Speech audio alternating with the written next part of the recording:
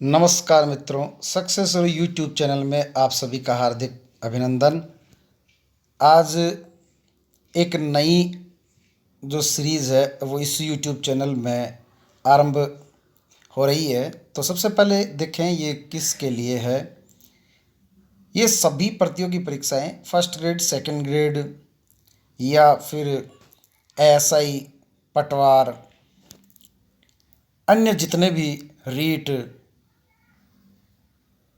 High court अभी जो भर्ती आ रखी है, इसके अलावा एलडीसी, जितने भी जो प्रतियोगी परीक्षाएं आयोजित होती है जिनमें हिंदी व्याकरण का काफ़ी अहम रोल रहता है, उसके लिए तो एक व्याकरण वाटिका मॉडल पेपर जो तैयार किया है, इसमें इसकी क्या विशेष बात है। सबसे पहले ये देखें, इसमें यहाँ आप देखें हिंदी व्याकरण में पढ़े और पढ़ाए जाने वाले वे 32 बिंदु, जैसे फॉर एग्जाम्पल वर्ण विचार या शब्दकोश, संज्ञा, इन प्रकरणों में से इस मॉडल पेपर में दो तरह की बातों को शामिल किया गया है। नंबर एक, वे महत्वपूर्ण प्रश्न जो या तो किन्हीं पाठ्य पुस्तकों से शामिल किए गए हैं, किन्हीं गाइड से या अन्य किसी पुस्तकों से, या फिर मुझे क्योंकि समय समय पर विद्यार्थियों के, स्टूडेंट्स के लिए गए जो टेस्ट हैं, उन टेस्ट के लिए जितने भी जो क्वेश्चन बनाए हुए हैं, सबसे पहले तो आप ये देखें ऊपर टॉपिक का नाम, ये जितने भी जो क्वेश्चन हैं वो सब इसी वर्ण विचार टॉपिक से ही संबंधित होंगे। महत्वपूर्ण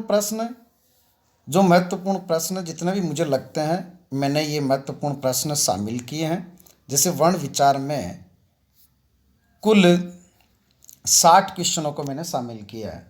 फिर उसी टॉपिक का दूसरी जो महत्वपूर्ण बात है, दूसरी जो विशेषता इस मॉडल पेपर में, जिसको हम यहाँ इस चैनल के माध्यम से सभी 32 टॉपिक्स को क्लियर करेंगे। दूसरी महत्वपूर्ण बात, विभिन्न प्रतियोगी परीक्षा में अब तक पूछे गए महत्वपूर्ण प्रश्नोत्तर, कि किस तरह के प्रश्न पूछे जाते हैं और भी इन्हीं तरह के क्वेश्चन के आने की संभावना होती है। अब तक का मेरा अनुभव ये रहा है कि किसी भी भर्ती परीक्षा में इनसे बाहर नहीं जाते हैं, प्रश्न वही आते हैं, बार बार रिपीट भी होते हैं, उनकी पुनरावृत्ति होती है, या फिर उनसे मिलते जुलते ही यदि इन क्वेश्चनों को सोल्व कर लिया जाए तो कोई क्वेश्चन गलत नहीं होगा। किस तरह से परीक्षा में इन प्रश्नों को अटेम्प्ट किया जाना चाहिए। तो आइए देखते हैं जो महत्वपूर्ण प्रश्न हैं, वो भी काफ़ी संख्या में जितने भी जो मिले हैं, जितने भी मैंने काफ़ी ढूंढने का प्रयास किया है, जितने भी एग्ज़ाम जो है एक व्यवस्थित तरीके से। तो सबसे पहले हम देखते हैं उन महत्वपूर्ण प्रश्नों को।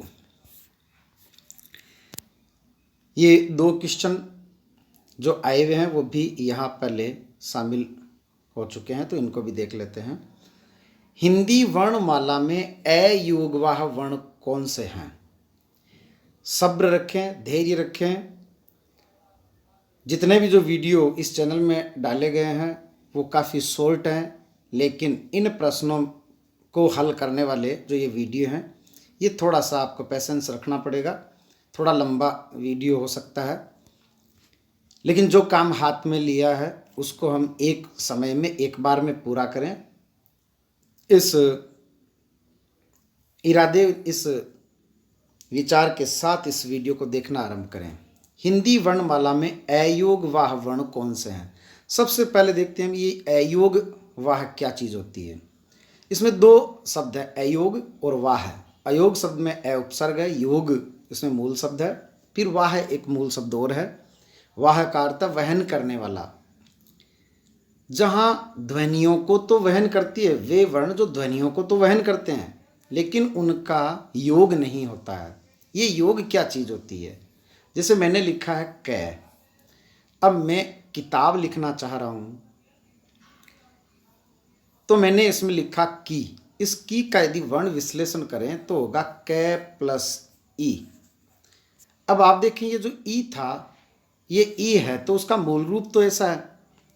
वो यहाँ आकर के कहाँ गया, कह तो हमें दिखाई पड़ रहा है, लेकिन ई कहाँ है, तो ई इस मात्रा के साथ है, इसका योग हो चुका है। लेकिन क्योंकि इसका उत्तर आप देख रहे हैं, ये जो द उत्तर है अंग और अह, अनुस्वार और विसर्ग, यदि मैंने क के अंदर इस अनुस्वार को, क्योंकि अनुस्वार ये ए जो है वो केवल इसको दिखाने के लिए है, इसको व्यवस्थित रूप में दिखाने के लिए, बाकी अनुस्वार केवल इतना होता है, ये क और इसमें ये बिंदी। तो ये अनुस्वार जब मिला इस क के साथ तो ये अपने मूल रूप में है। अब यदि कोई इसमें पूछ ले कि इस कंग या फिर कह जो आगे विसर्ग लगाया जाता है, इसमें अनुस्वार कहाँ है, ये रहा, इसमें विसर्ग कहाँ है, ये रहा, तो इनका योग नहीं होता, लेकिन ये ध्वनियों को वहन करते हैं, इसलिए अंग और अह ये दोनों अयोगवा वर्ण है। ए ऐ वर्ण क्या कहलाते हैं, उत्तर है कंठ तालव्य। व्याकरण वाटिका पुस्तक में भी और अन्य जो गाइड पुस्तकें हैं उनमें भी अगर आपने देखा हो तो जब स्वर वर्गीकरण पढ़ा जाता है उस समय इस तरह के मॉडल को पढ़ा जाता है कि ई, बड़ा ई, ऊ और बड़ा ऊ, माफ कीजिएगा, ई, बड़ा ई, ए और आई, और इस तरफ ऊ, बड़ा ऊ, ओ और औ, ये दोनों तालव्य हैं। बीच में एक तकनीकी वापस खामी, ई ए आई, ई और ई तालव्य हैं, ए आई कंठ तालव्य हैं। तालु के नीचे कंठ शब्द जोड़ देने पर कंठ तालु, इस तरफ ऊ, बड़ा ऊ, ओ और औ। ऊ ओष्ठ्य है, ये बार बार किसी वजह से ऐसा हो रहा है, ऊ ओष्ठ्य है और उनके नीचे कंठ शब्द जोड़ते ही ओ औ कंठोष्ठ्य है, तो ए ऐ कंठ तालव्य है। हिंदी वर्णमाला में मूल स्वर कितने हैं, 4। वे 4 मूल स्वर कौन कौन से हैं, ए, ई, ऊ और री, ये 4 मूल स्वर है। से सभी यौगिक स्वर, संधि स्वर जिन्हें कहा जाता है, जो किसी न किसी स्वरों से मिलकर ही बनते हैं। वर्ण किसे कहते हैं, इन चारों विकल्पों में से सबसे सटीक विकल्प अखंडित ध्वनि को। वर्ण वह ध्वनि है, मौखिक रूप से उसे कहा जाता है ध्वनि, लेकिन वह वर्ण भाषा की लघुत्तम लिखित इकाई है और जो अखंडित भी होती है। वर्ण के टुकड़े नहीं किए जा सकते। ये एक वर्ण है, लेकिन इसके तो हमने टुकड़े कर लिए, क प्लस ए। तो इसको समझें कि जब किसी वर्ण के टुकड़े किए जाते हैं तो ये भी वर्ण है, ये भी एक वर्ण है, तो ये भी वर्ण है या नहीं, तो ये भी वर्ण है। ये वर्ण इसलिए है क्योंकि इसको स्वतंत्र रूप से हम उच्चारित नहीं कर सकते। इसके साथ जब स्वर को मिलाया जाता है तभी इसका उच्चारण संभव होता है, क्योंकि किसी भी व्यंजन के उच्चारण में स्वर ध्वनियों की सहायता अपेक्षित होती है। हिंदी में स्वतंत्र रूप से बोले जाने वाली ध्वनि क्या कहलाती है, स्वतंत्र रूप से स्वर, क्योंकि अभी हमने देखा था व्यंजन स्वतंत्र रूप से उनका उच्चारण संभव नहीं होता, उनके उच्चारण में स्वर ध्वनियों की सहायता अपेक्षित होती है। श, श, है, श, श, है, कौन से व्यंजन कहलाते हैं, तो ये संघर्षी कहलाते हैं। निम्न में से कौन सा घोष वर्ण है, जब स्वर तंत्रियों में कंपन के आधार पर पढ़ा जाता है तो घोष और अघोष 2 तरह की ध्वनियां पढ़ी जाती है। इनमें से ख, च और प ये अघोष है। ध्यान दें कुल 13 अघोष वर्ण हैं। कैक है, चच है, टेट है, तैथ है, पैप है और येरे लवे को छोड़कर तीनों शस्य। तीनों शस्य इसलिए बोल रहा हूँ क्योंकि है अलग है, तो है जो है वो घोष है, से सभी इधर जो 13 मैंने गिनाए थे वो अघोष है। एक बहुत ही रोचक प्रश्न है, कौन सा महाकंठ्य वर्ण है? कौन सा महाकंठ्य वर्ण है? तो देखें महाकंठ्य वर्ण क्या होता है। कंठ्य, कै जो है वो कंठ्य है, ख भी कंठ्य है, ग कंठ्य है, घ कंठ्य और ङ कंठ्य है। प्रश्न पूछा कौन सा महाकंठ्य वर्ण है, तो ये सभी कंठ्य, हालांकि इसमें ऑप्शन केवल ख है, बाकी इन में से कोई विकल्प ही नहीं बैठ रहा, फिर भी ये महाकंठ्य होता क्या है? क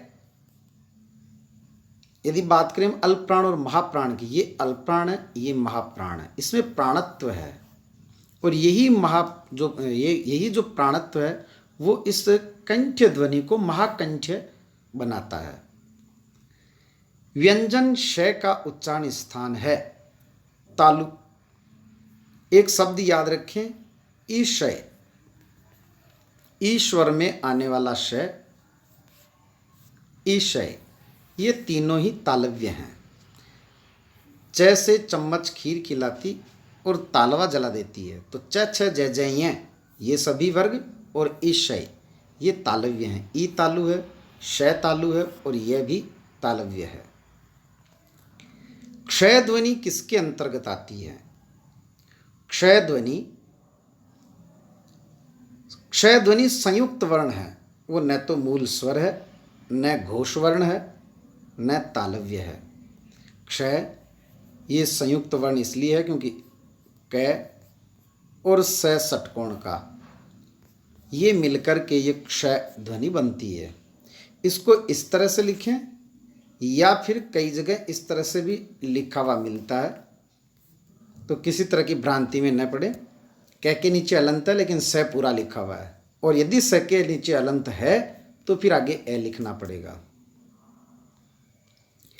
अंतस्थ, माफ कीजिएगा, स्वर क्वेश्चन नंबर 11, स्पर्श वर्ण कौन से होते हैं?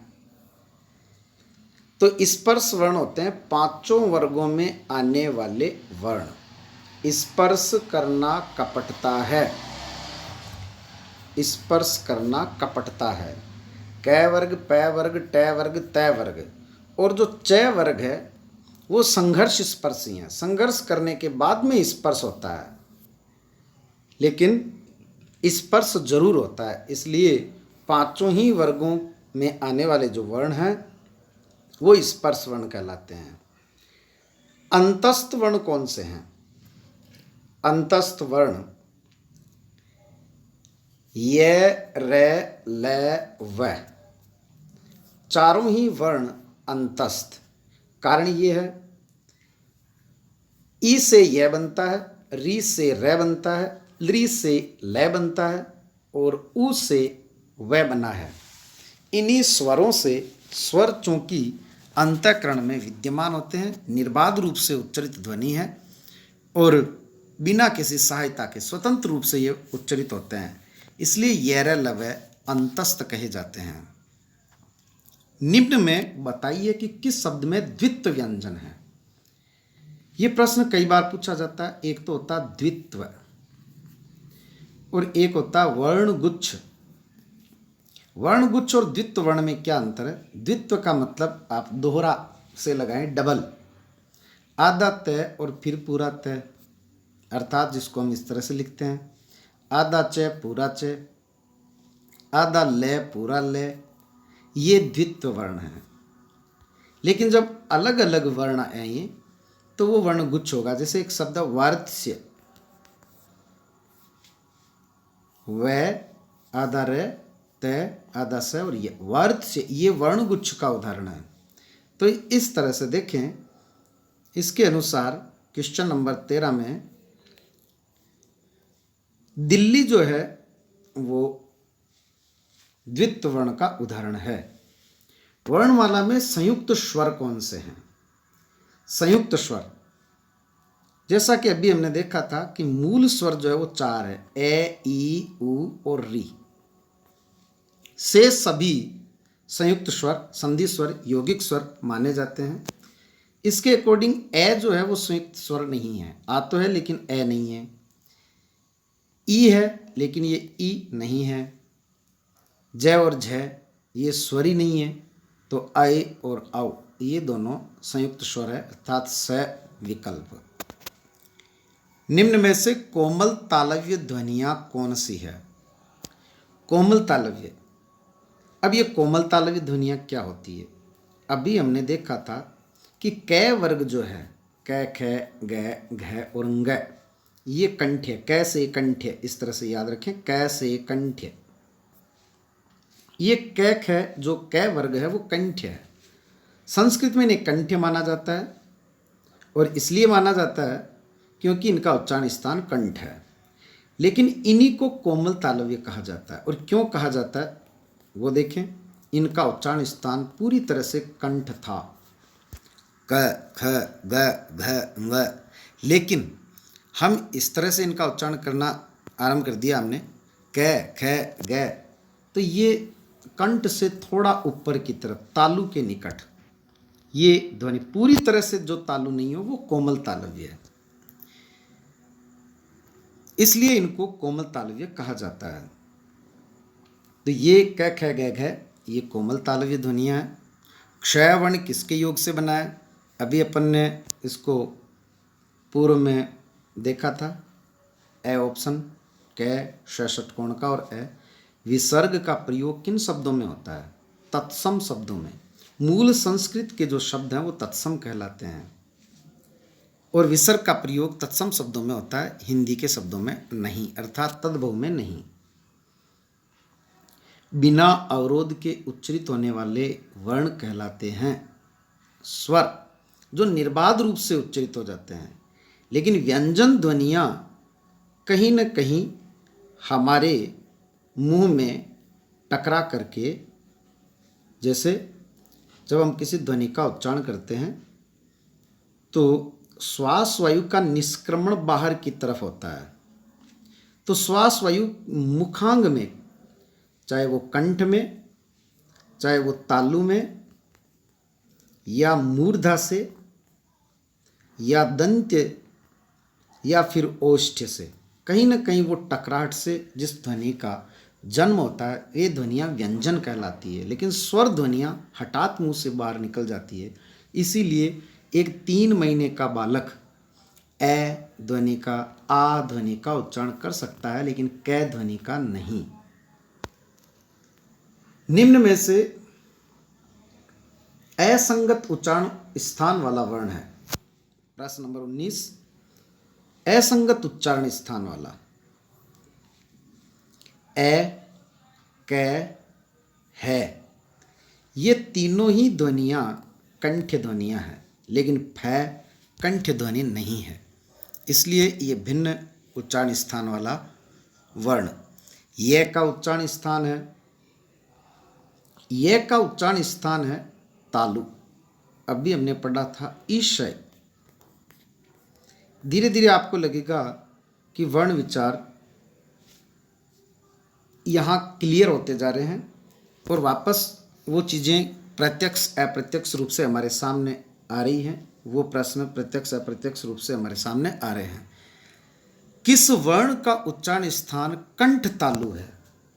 ये भी प्रत्यक्ष अप्रत्यक्ष रूप से आ चुका है कि ई और ई, इनके नीचे ए और आई, ये यदि तालु हैं तो इनके नीचे कंठ शब्द को जोड़ दें, कंठ तालु, ए और आई। तो जिस वर्ण का उच्चारण स्थान कंठ तालु है वो है अय, स ऑप्शन। निम्न में से ग वर्ण का सही उच्चारण है। ग, क वर्ग में आने वाला जो ग है वो कंठ्य है। हमने स्पर्श भी पढ़ा था कि स्पर्श करना कपटता है। क वर्ग में आने वाले सभी वर्ग स्पर्श हैं। अघोष और स घोष में हमने पढ़ा था कै खे चे छे टे ठे ते थे पै फे दस तो ये, और येरा लव को छोड़कर तीनों सस्य, ये इस तरह से कुल 13 जो वर्ण हैं वो अघोष है, लेकिन गे सघोष है। फिर बात आती है प्राणत्व की।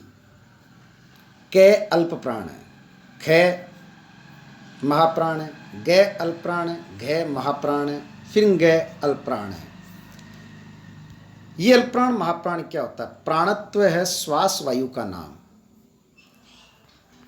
जिस ध्वनि में श्वास वायु कम खर्च होती है वो अल्पप्राण, और जिस ध्वनि में श्वास वायु अधिक खर्च होती है, यदि हम मोमबत्ती की लो के सामने मुंह करके और इस ध्वनि का उच्चारण करें कै, कुछ नहीं होगा। ख, या तो मोमबत्ती की लो बुझ जाएगी या फिर बुरी तरह से वो प्रभावित होगी। गे, कुछ नहीं होगा। घ, बुझ जाएगी। यहाँ हवा अधिक बार निकलती है, इसका मतलब हवा अधिक खर्च होती है जब इस ध्वनि का या इस ध्वनि का उच्चारण करते हैं, क्योंकि इनमें हकार है।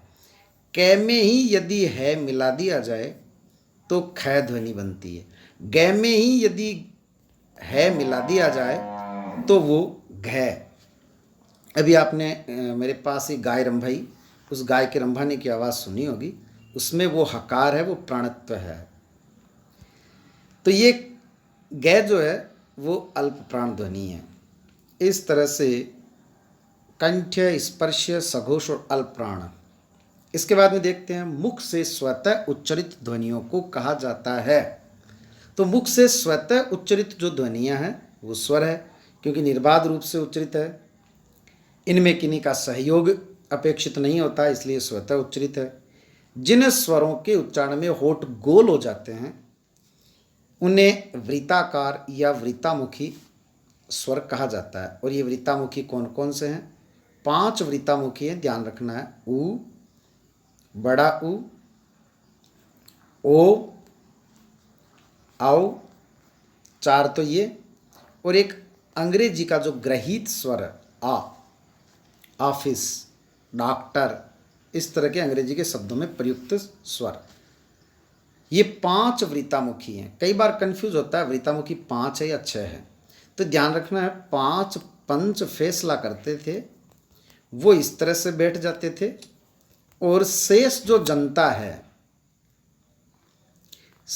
जनता है वो सामने बैठती थी।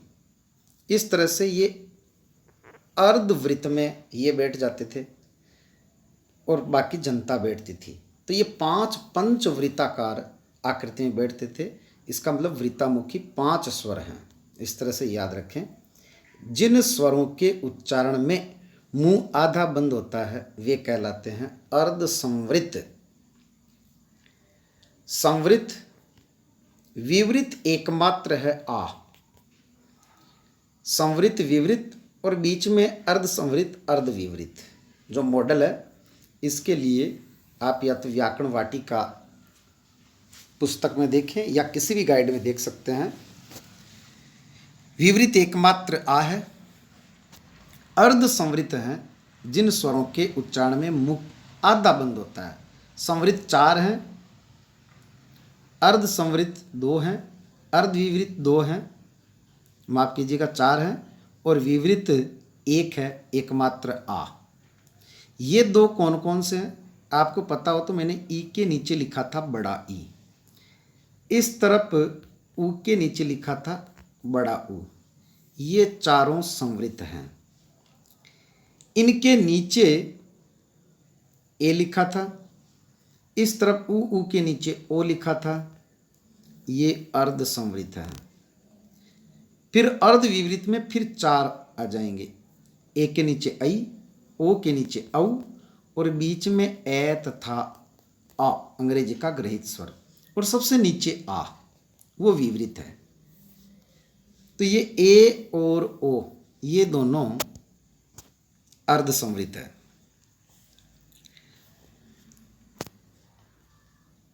नेक्स्ट श्रेय का सही विश्लेषण है। सबसे पहले देखें इसको, ये विश्लेषण जो शब्द मैंने काम में लिया है, इसको यदि पूरा डिफाइन करें तो ये है शब्द माफ कीजिएगा, वर्ण विश्लेषण। इस किसी भी शब्द का या किसी भी वर्ण का वर्ण विश्लेषण करना इसे कहा जाता है। जैसा कि आप श्रेय को यहाँ देखें, आधा श और पूरा रह। इसको इस तरह से भी लिखा जा सकता था, आधा श और फिर रह के भी अलंत लगा करके ए, या फिर जिस तरह से ये लिखा हुआ है। निम्न में ध वर्ण के समूह हैं। तथ धन, तय से ताकत आई तो किसी के भी दांत तोड़ सकते हैं। तो तय वर्ग जो है वो दंत्य है, ये स्पर्श है। कपटता में हमने देखा था तय जो है वो स्पर्श है, ये सघोष है और अल्पप्राण है। लय वर्ण है। लय वर्ण इन चारों विकल्पों में से पार्श्विक है। याद रखें, लप्पा। लय जो है वो पार्श्विक ध्वनि है। पार्श्व, जब जिह्वा नोक की तरह ऊपर चिपकती है और श्वास वायु का दोनों तरफ से निष्क्रमण होता है, तब लय ध्वनि का उच्चारण होता है। रे प्रकंपित है, लुंठित भी रे को कहा जाता है, और काकल्य जो है वो है। अली काका, अली काका के कंठ में स्वर है। अली काका के कंठ में स्वर है। ये जो है इसके चार नाम है। अली का अर्थ अलिजीवीय, काका का अर्थ काकल्य, कंठ का अर्थ कंठ्य और स्वर का अर्थ स्वरयंत्र मुखी। तो पार्श्विक जो है वो लय पार्श्विक है, बै इसमें उत्तर होगा। निम्न में असंगत नहीं है। अघोष झ। हमने देखा था कि अघोष जो है वो 13 ध्वनियाँ हैं। कैख है, चछ है, टैठ है, तथ है। तो ये कह रहा है कि जो अघोष झ, तो अघोष झ, च और छ ये दोनों अघोष है। बाकी इसके तीन जो है, क्योंकि 1 2 तीनों श, इसको थोड़ा इस तरह से समझें, 1 2 तीनों स, तीनों स, किसी एक स को लिख रहा हूं मैं, तीनों स का मतलब तीनों शस्य हैं। 1 2 तीनों श, ये तो है अघोष, और से सभी श घोष है।